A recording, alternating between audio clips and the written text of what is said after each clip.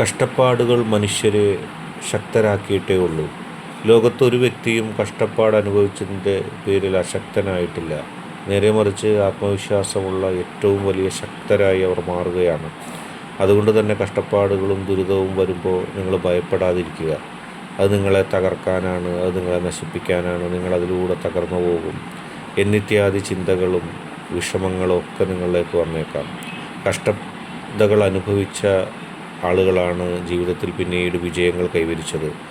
ഒരുപക്ഷെ നിങ്ങൾക്കൊരു വിജയവും നേടാൻ കഴിഞ്ഞില്ല എന്ന് തന്നെ വരട്ടെ, എങ്കിലും ജീവിതത്തിൻ്റെ യഥാർത്ഥ അർത്ഥം നിങ്ങൾ മനസ്സിലാക്കും. യഥാർത്ഥ സംതൃപ്തിയും നന്മയും നിങ്ങൾ അതിലൂടെ കണ്ടെത്തും. മനസ്സ് സജ്ജമായാൽ പിന്നെ നിങ്ങൾ എന്തിനെയാണ് ഭയപ്പെടുന്നത്? നിങ്ങളുടെ മനസ്സ് ഏറ്റവും പക്വത ആർന്നതായി മാറും.